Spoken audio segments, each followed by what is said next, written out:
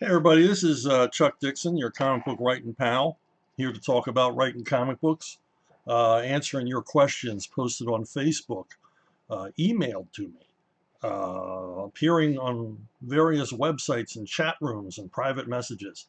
Um, yeah, let's get started. Why not, right? Okay, Levi Sweeney says, what does Scholastic's comic book making endeavors mean for the medium as a whole? And he references Dave Pilkey and a author I'm not familiar with. If Scholastics and its cohorts in the publishing world make comics big enough in that sector, could writers and artists working with traditional comic book publishing stand a chance of being tapped to produce original graphic novels for such companies, in the same manner as the old Hollywood studio system after talkies showed up at the end of the 20s? That's a bit of a stretch.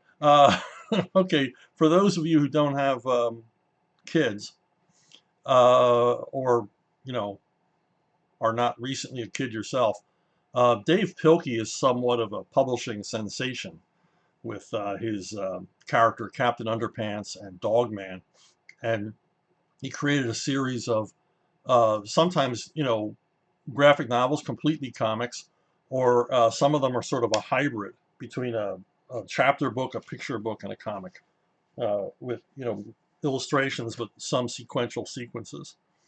I mean, you could argue Dr. Seuss is a comic book because of the way it's written. Anyway, um, you know, this guy causes, he sells a lot of these books, and they're hugely popular.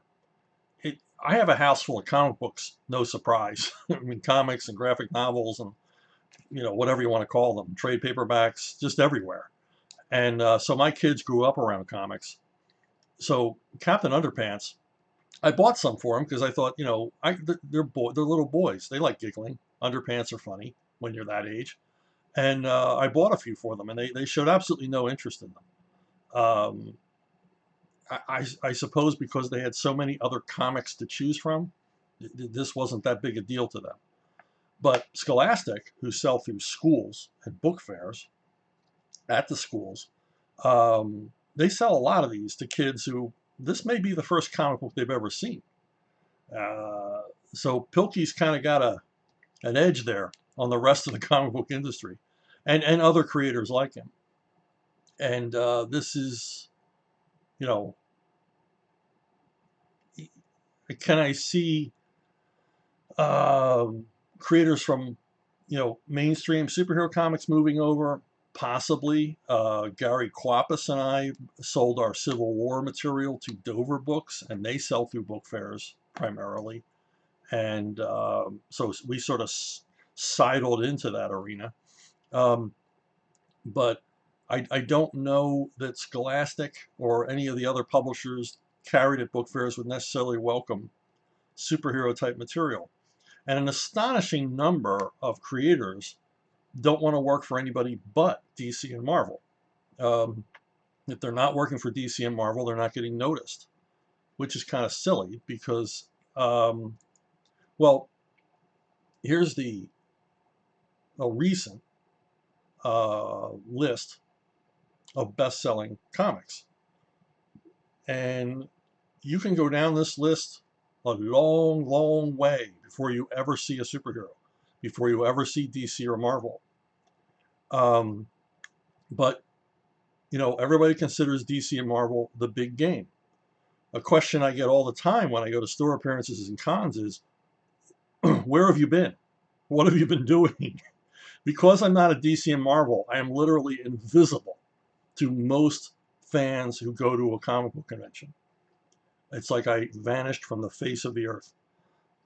um, Even though I'm as busy right now as I've ever been, I'm just not in their arena, and so I am not noticed. It's like podcasters who have millions of followers and make millions of dollars a year, who wish they had a basic cable show where they would have a fraction of an audience, if you see what I mean. I mean, my biggest seller will always be the adaptation of The Hobbit that I worked on. It regularly appears on bestseller lists, uh, but you know, it's like it never happened to someone who wants to read about Batman or Spider-Man. So there's kind of a chasm between what, you know, the Diamond 100 and what actually sells to casual readers, you know, outside of fandom. And that's where Scholastic and Book Fair come in, uh, because that's where these kids get introduced to comics, and they get introduced to a brand of comics that the average comic fan wouldn't even recognize, if any of that makes sense. So yeah, I don't see the two mixing. They're two separate streams. One is a river as wide as the Mississippi, and the other one is a tiny little creek, uh, leading to a swamp. I'll let you figure out which one is which. Okay, tell us about Jorge Zafino. This is a self-portrait of Jorge. Jorge is an artist. He was an Argentine, lived in Buenos Aires. Uh, he worked as growing up as part of the Villagrán studio. Literally, as a kid, would visit the Villagrán studio, the famous Villagrán studio in Buenos Aires, and eventually they let him pick up a pencil and a pen and a brush, and even more quickly they realized that he was a genius. I don't throw that word around lightly. Jorge was a genius. He didn't think of himself as a genius. I've never seen an artist sweat over his art the way this guy did. It doesn't look like he sweats over it, but he does. He makes it look so incredibly easy. And my association with him began, um, you know, back in the late 80s. Here's a picture of me and Jorge at Buenos Aires airport on the day I was leaving Argentina. I was down in Argentina for about a month in 1987, and I met with Jorge and his translator because he didn't speak English. Um, I did not speak Spanish, and we had a translator there. And on the last day, as I was leaving, the Villagrán brothers were seeing me off. They took me to the airport, seeing me off, come back to the United States. And Jorge came running up the concourse. He wanted to say goodbye to me before I left. That's the kind of sweetheart guy he was. Just a tremendous individual, generous individual, and as I said, a genius, as you can see from some of these images. I first became aware of Jorge when the Villagrán brothers were bringing up, you know, basically mountains of Xeroxes to show off to the comic book publishers. And Ricardo was inking a project I was on, and I liked his work so much I wanted to meet him, and I did, you know, and you know we became friends, still are, and but he would have these. He and his brother Enrique would come to the United States and basically serve as agents for all of the artists in their studio, Jorge being one of them, and they would have just folder after folder of Xeroxes, full-size Xeroxes of artwork, and it was all terrific. The one thing I learned getting to know the Argentines is that all of my favorite European artists were not from Europe; they were from Argentina. You know, Juan Jimenez and guys like that were originally from Buenos Aires, and so of all these fantastic artists, just amazing guys, Lito Fernandez, Juan Zanato, um, you know, Carlos Vogt. The one that stood out was Jorge. Jorge's work was just so different from their work and any other work being done by anybody. I mean, he had all the storytelling chops, but there was, man, just there was some sort of well, he said his biggest influences were Joe Kubert, Russ Heath, and Gene Colan. You can kind of see it. There's a little bit of all of them here. Uh, you know, the impressionistic Colan, the attention to detail of Heath, and the kinetic energy and just, you know, bravura drawing style of Joe Kubert. I mean, look at that face. That's Joe Kubert. Um, and these are three unlikely artists to be joined together, but they were joined together in Jorge. And of course, he had influences from Argentina and Europe as well. But he was a big fan of American comics. And we did a book called Winter World together. And there it is, Winter World. That was the first book we did. Uh, I mean, I wanted to get him work. I wanted to work on something that really suited to his talents and something organic involving weather and scale and brutality. It seemed to be the way to go. And, he jumped right on it. He just, he always understood what I was going for, despite the language barrier. And a little aside about the language barrier, when I was invited to go to his house for dinner, lovely dinner cooked by his wife, um, the translator obviously was translating everything we said to one another. Well, at one point, the translator had to go use the bathroom, leaving Jorge and I alone in Jorge's living room with no way to talk to each other. And so there was this awkward silence of about 30 seconds. Both of us are sitting there smiling at one another. And I said, um, John Buscema? And he goes, see, John Buscema. And, and then he went, Jose Garcia Lopez. I'm like, oh, yeah, he's great. And that's what we did until the translator got back. We just geeked out on artists using their names just to see, well, do you know this guy? Do you know that guy? What do you think of this guy? So anyway, so yeah, I took Winterworld to Eclipse Comics, and I believe it was Dean. Dean could see it. A lot of comic editors couldn't see this guy. They couldn't see what it was about him. I've never met a single artist who couldn't see it. I mean, every artist loves this guy. The most, I was very popular at CrossGen because I had mountains of Xeroxes shot from Zafino originals, and I had a number of Zafino originals. And, you know, um, every single artist at CrossGen at one time or another asked to borrow them, you know, basically to make Xeroxes for themselves. Just that kind of guy. Unfortunately, he's no longer with us. He died of a heart attack at 43. Really, really tragic. I mean, he was just, I can't say he was just beginning. He peaked early and just stayed at a peak, until his last day. But yeah, just a terrific guy. And I'm sure I could go on and on more about Jorge, but we have other questions. Alex Ness asks, did you read and enjoy Tom Clancy or Harold Coyle military thrillers?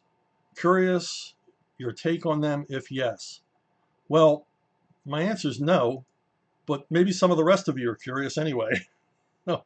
So Tom Clancy, in case you've been living under a rock, or on a Russian gulag, wildly popular political thriller, military thriller writer, from the 80s to the present. And Harold Coyle is another one, less popular, still popular, but less popular, and I'm not as familiar with. I've tried reading Clancy. I tried reading 2 different novels, and yeah, it's not my stuff. It's not my cup of tea. And his heroes are out to save the world, and I could never relate to that. I mean, James Bond, yeah, because it's kind of a pastiche. It's kind of funny. I can deal with James Bond. But beyond that, I like my heroes a little more grounded. I like heroes who are more concerned about making their next car payment than saving the free world from, nuclear annihilation. Because, it's what I can relate to. And it comes down to what I always refer to, or often refer to, as the slob hero. And it's not meant as a derogatory term. It's just meant as a guy that guys can relate to. And, women can relate to it too, because, most of their husbands and boyfriends are slobs. Yeah, men are slobs, basically. Let's face it. So, slob heroes like, Bogart, John Garfield, Robert Mitchum, uh, Steve McQueen. I mean, Steve McQueen is the king of cool, but, he was also a slob hero, when you think of him in Great Escape and a lot of his different roles. This is a guy who literally was willing to get his hands dirty. Belmondo, another one. Terrific slob hero. If you're not familiar with John Paul Belmondo, French film phenomenon, you got to check out some of his movies. The guy is in a lot of ways, Francis Steve McQueen, but he was even more adept at comedy than McQueen was. Burt Reynolds, another slob hero. Another guy you might expect to run into, at the Circle K. And De Niro, in a lot of his roles, especially a lot of his early roles, is playing just the average guy. And I really think, I can't think of any slob heroes today. The most recent iteration would be Bruce Willis. You know, average guy. Um, you know, other action stars like Chuck Norris, Stallone, Schwarzenegger, they really don't fit. They've played slob heroes, but they're not always the slob hero because, they're sort of superhuman. So it doesn't fit the bill. In comics, the greatest slob hero of them all is the Punisher. He's just a normal guy. Well, not normal. He's crazy.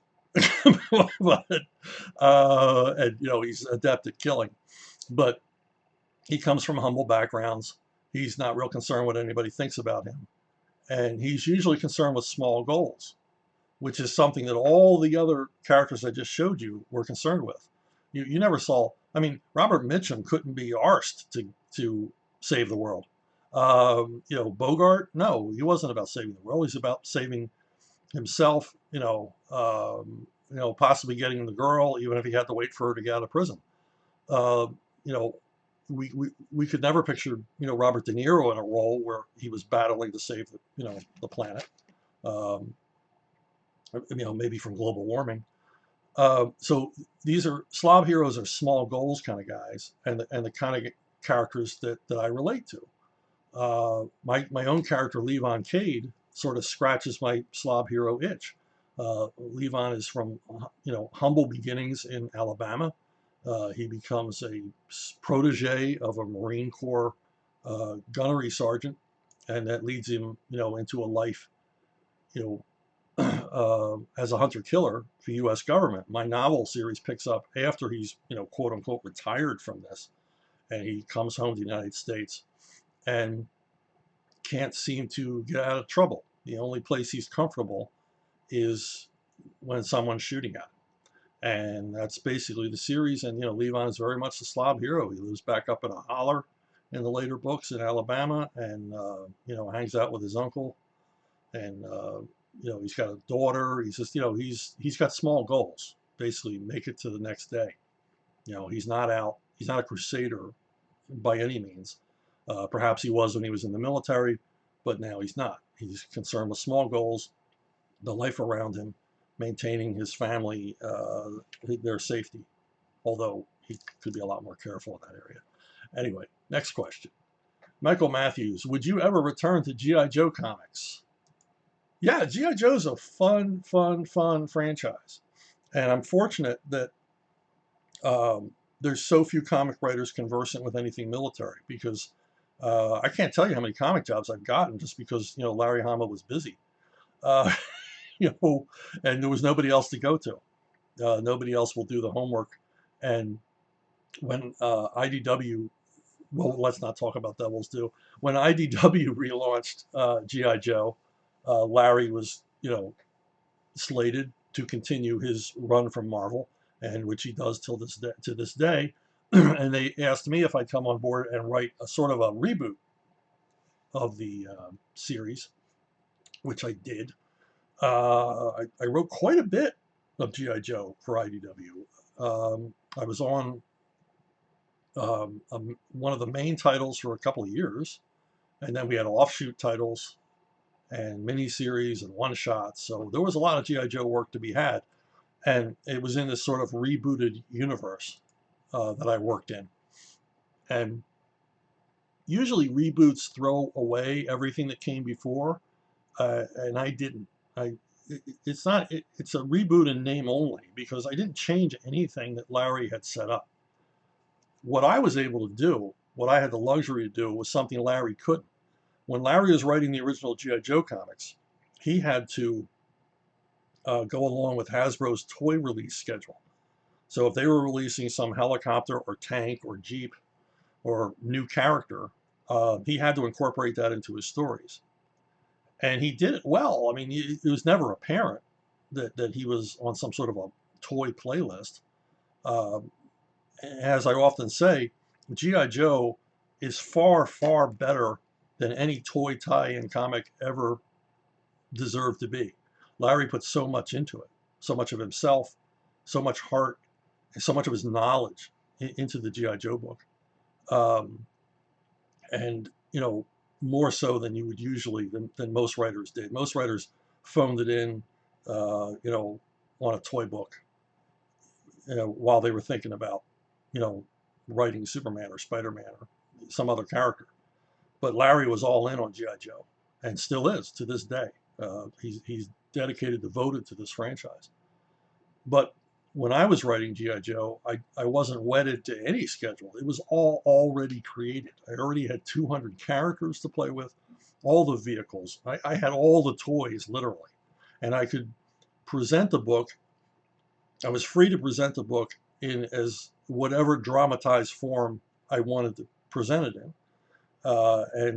So I had a freedom Larry didn't have. And, um, in no way denigrating what Larry did. I mean, I just didn't face the same challenges he did. My job was a lot easier. He'd done all the work. He'd done all the work. But yeah, the characters are brilliant. I fell in love with just about every one of them, even though I'm not, of the age to have played with these toys. My kids did, you know, and I read all the comics. Larry's G.I. Joe run is brilliant. It's one of my favorite comic series. So yeah, I'd go back if they invited me, as long as there weren't any kind of crazy restrictions. And I was free to do, what I had done before. Just go back like no time had passed. Yeah, I'd say yes to that. Chris Trudell, I imagine that's how that's pronounced. Also, when will you make more Alien Legion comics? I know you don't own it. I don't care. Make it happen. Yes, sir. Sir, yes, sir. Um, Alien Legion was a creator-owned title at Epic Comics, and it ran. I forget how many issues the original run ran, and then they began another run, sort of a volume 2. And for whatever reason, I think the writer on that second series only wrote it a few issues, and then they brought me on board. I guess his departure was kind of abrupt because I ended up dialoguing his last issue for him. And it was the title Alien Legion belongs to Carl Potts and Frank Scirocco. It was created by the pair of them. And but Archie Goodwin was my editor at Epic, and he convinced Carl that I was the right guy for the job. I don't know quite why. I hadn't really done any science fiction, a lot of science fiction work prior to this, but I think Archie liked how I handled an ensemble cast. So he brought me on. Carl was a little, I don't know about this guy. But, after a couple of issues, Carl realized the deep level of respect I had for what he and Frank had created. So he got real comfortable, and it's weird. I mean, it's someone else's baby, but they let me freewheel with it. I created tons of new characters and scenarios and situations, and Carl was very good about all of it. He never really asked me to uh, make any kind of changes or gave me any kind of real directions. He just let me fly. So, it was a lot of fun to work on. Just terrific characters. Jugger Grimrod and Tori Montrock and all the other characters whose names I can't remember right now because it's been a while. Now we have revisited it a couple of times. We did a series at Titan Comics recently, and I'm always up for, you know, if any more Alien Legion work comes down the pike. Carl and I stay in contact, and he knows that if he ever gets a deal to do some Alien Legion comics, that he can, reach out for me, and I'll be there. I will rejoin the Legion. I'll re-up. So yeah, there's none coming down the pike in the future, but you never know. I mean, I could get a call tomorrow and be writing Alien Legion again, because it's creator owned, because Carl can make a deal anywhere he wants. So there you go. Next question. Could you tell us more about the canceled Batman versus Dirty Harry comic? It pains me to know that it might have happened but didn't. Well, there's a lot of crossovers that might have happened but didn't. But this one got painfully close to happening. I propose Batman meets Dirty Harry. Harry Callahan arrives in Gotham City to pick up a criminal to be extradited back to San Francisco. And of course, mayhem ensues. I was mostly looking forward to the to writing Harry and Harvey Bullock scenes, to tell the truth. And of course, the ultimate scenes were, Batman and Harry come head to head over Harry's police methods. But it was kind of a lock. It was kind of a lock because Dirty Harry was distributed by Warner Brothers, and DC Comics was owned by Warner Brothers. Everybody seemed very happy with this idea until it got to Clint Eastwood. I don't know if Clint just didn't like comics or kind of ticked off about the way Russ Manning drew him back in the 60s. I don't know what it was, but Clint wasn't a big fan of having his likeness in a comic book. And since Clint's Malpazzo Productions produced Dirty Harry, produced all the Dirty Harry films, and he had the final say. Who's going to say, "Hey, Clint, you're wrong"? Yeah, screw you, Clint. We're going to do it anyway. That wasn't happening. So I was fine with that. A boundless respect for Clint Eastwood as a creator. So I was like, well, that's really a shame because I would have, I would have done an earnestly, dedicated job to making, a good comic out of it, but it just was not to be. So, yeah, I share your disappointment. Next question. Would you ever consider doing fan fiction for the Punisher, like how John Byrne is doing his own X-Men fiction? I'd throw so much money at a Patreon for you, Chuck.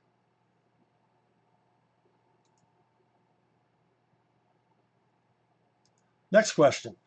James Smith says, any dream project or character you'd love to get your hands on? Well, every single comic book creator out there has got a pocket full of dreams. They've got that list of things they would like to work on. And I'm no different. My most common answer to this would be the Fantastic Four. I've written a little bit of Fantastic Four. I got to work on that World's Greatest Comic Magazine project that Eric Larson put on a number of years back, mostly by begging Eric, please, please, please let me write on this. So I got to write one issue. But specifically, I in my dreams, I would like to do a significant run of the X-Men. Damn, no, never want to write the X-Men. That is not on the list. No, Fantastic Four with Graham Nolan, specifically with Graham Nolan. And here's some of Graham doing the Fantastic Four here. So, you can see he is more than capable. So, yeah, he and I both share the same dream here, that one day we might be able to jump in on this franchise. I don't see it happening, and I would turn down, doing like a single project or short thing. I really would like to do an extended run, but nobody seems to do extended runs of anything anymore. So that's looking less and less likely. Another franchise I'd love a crack at, the Jetsons. I got to write a Jetsons story, it was probably 98, 99 when DC did a line of, straight up Hanna-Barbera comics. Not like the ones they're doing now, which I don't know quite what it is they're doing now.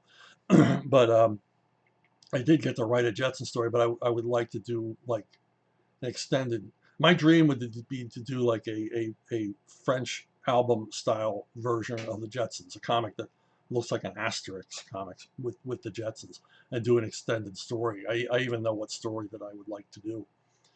In sort of the same futuristic vein, Judge Dredd. Judge Dredd's a character I would love to write and have solicited and tried to write. But those damn Brits, it's like a closed house. I could get into Japanese manga easier than I could write for 2000 AD or write for Judge Dredd. I even knew the editor-in-chief. I was friends with the editor-in-chief for many years, and he told me there's no way. Um, and my argument was, well, we let you Brits come over and write every damn thing you want here in the United States, but it's a one-way street. You know, the channel only runs one way there. So, but so this is not ever likely to happen. Even when IDW approached me and paid me to write a pitch for a Judge Dredd series, the publisher said, no, we want a Brit, even though it was an American comic book. So another character that I've written a little bit of, but would love to write more, is Tarzan. Now, I did a Superman Tarzan uh, miniseries for Dark Horse. That was a lot of fun.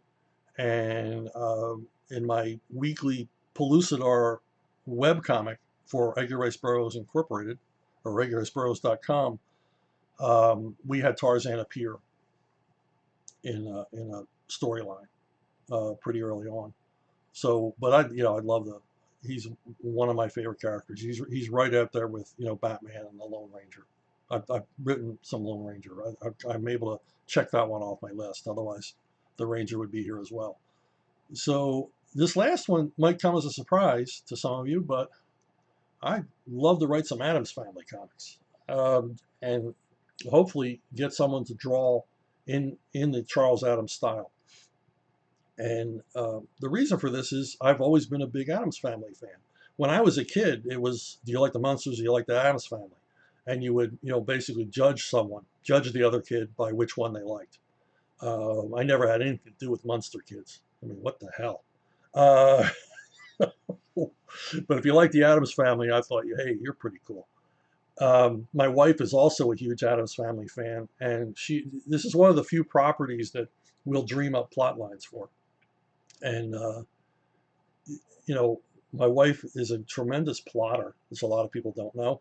If you read my Simpsons comics, you'll see the co-credit E. Blackburn. That would be my wife. She came up with a lot of my Simpsons plot lines. And in my opinion, my best plot lines came from her. She did this terrific story about the cat lady. She worked out. It was good enough that they stole the plot for the TV show. They also stole the plot for a TV show about another one she came up with, where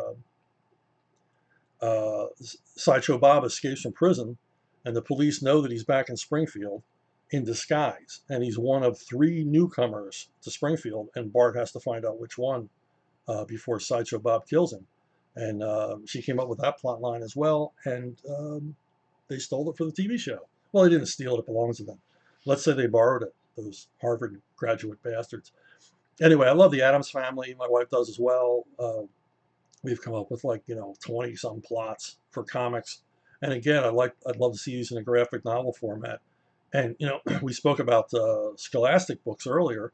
I can't imagine that a series of Addams Family graphic novels wouldn't sell huge in the book fair market. I think there was a recent iteration of Addams Family based off the recent lousy CGI movie. I don't think it went anywhere. And certainly, these aren't characters that would sell in a comic shop. But I think out in the general public, they would do quite well. So that's it for your questions. I appreciate every single one of them. As I referenced earlier, Gary Quapis and I do a weekly webcomic for EdgarRiceBurroughs.com or herb.com of Pellucidar. Edgar Rice Burroughs' terrific series set at the Earth's core. Here you see some of Gary's fantastic artwork. It comes out every single week. I don't know what day of the week, but it comes out every week, and it's over 6 years, and we've never missed a week. So there's literally hundreds of these strips available, along with a lot of other terrific comic series. They're available at Edgar Rice Burroughs or herb.com. So maybe you might want to check it out. Well, that's it for me.